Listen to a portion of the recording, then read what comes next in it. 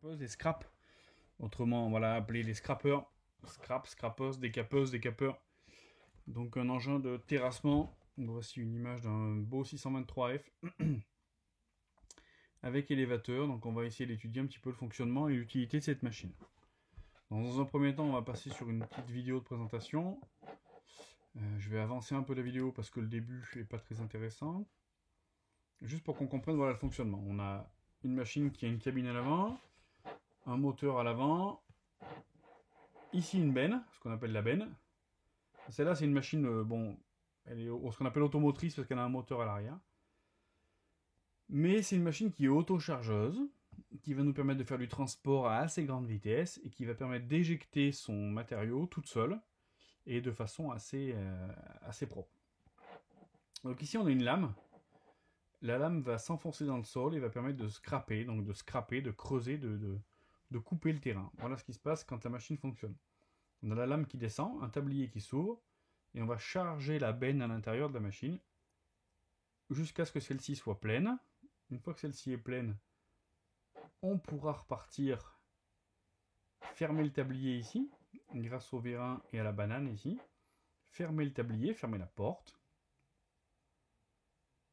et l'engin peut maintenant partir faire son transport et emmener le matériau à la zone de déchargement.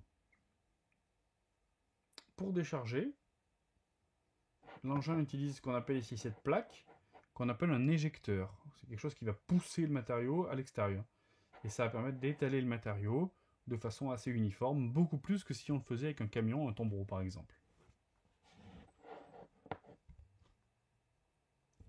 Alors, on va regarder un petit peu les parties qui composent le décapeur. Dans un premier temps, il faut comprendre que l'avant ici et l'arrière ici sont articulés, un peu comme une chargeuse. Donc on a ici ce vérin ici qui va nous permettre de faire la direction. C'est le vérin qui va nous articuler le pont avant par rapport au pont arrière. Ici, on l'a vu sur la vidéo, c'est la banane qui va nous commander l'ouverture ou pas de la porte de la benne à l'arrière qui s'appelle le tablier. Donc ça, c'est comme sur une chargeuse avec un montage en Z qui s'appelle une banane. Ici, on a les deux vérins qui vont nous permettre de commander le levage de la benne, donc carrément de ce gros morceau de benne ici. Ensuite, on a le tablier. Le tablier, c'est un petit peu la porte d'entrée à la benne. Donc, le tablier, il est commandé par des vérins qu'on voit à peine qui sont sur le côté, mais qui permettent d'ouvrir et de fermer ici la trappe qu'il y a dessous. Ensuite, on a la lame qui vient planter dans la terre et qui vient charger la benne. Le brancard de chaque côté, gauche-droite, qui nous permet donc de maintenir la benne. Le pont moteur, c'est le pont qui est lié avec le moteur thermique, c'est le pont qui assure la traction de la machine. Et donc ici, à l'avant, le moteur est à l'avant. On voit qu'on n'a pas de moteur à l'arrière, on n'a pas de moteur thermique à l'arrière, il n'y a pas de traction sur l'arrière. Donc ça, c'est une machine qui nécessitera l'utilisation d'un bulldozer pour l'aider dans la phase de chargement.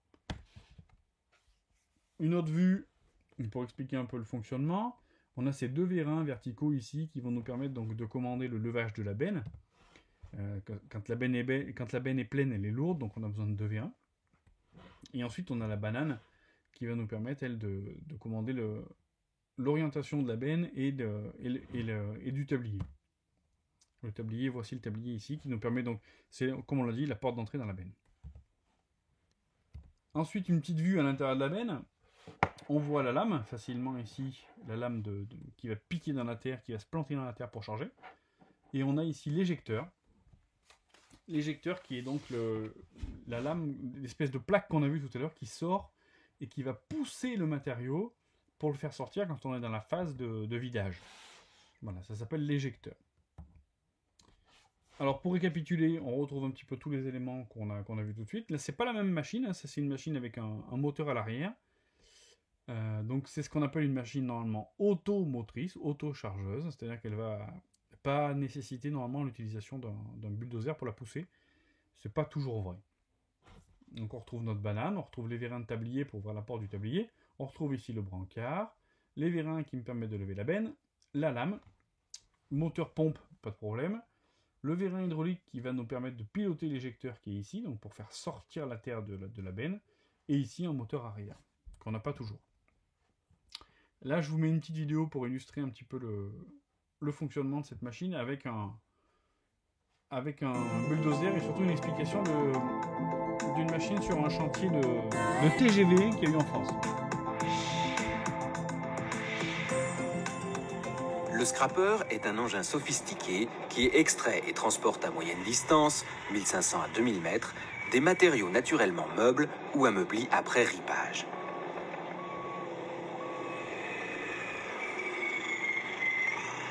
Le scrapper développe plus de 490 chevaux et peut transporter 34 tonnes de matériaux pour un poids total en charge de 78 tonnes.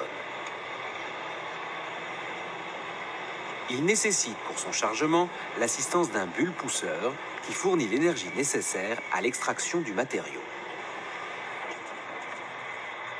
À partir du choix du pousseur et de sa puissance, le terrassier détermine le nombre de scrappers à affecter à l'échelon en fonction de la distance de transport.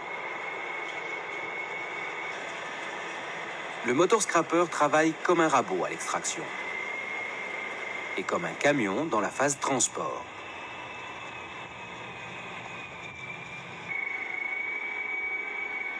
Il régale lui-même ses matériaux. Il comporte une caisse d'environ 16 mètres cubes en place sur ce modèle. Elle s'ouvre sur l'avant en relevant la porte. Elle s'abaisse pour charger le matériau. La lame pénètre le sol et la translation découpe un copeau.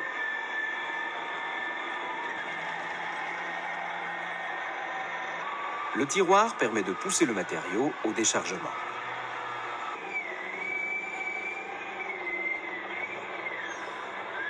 Le scrapper est articulé par un système de vérins et d'amortisseurs situés entre la cabine et la caisse. L'expérience et la compétence du conducteur sont déterminantes pour une exploitation rationnelle de l'engin. Le scrap est l'engin le plus représentatif des grands travaux de terrassement.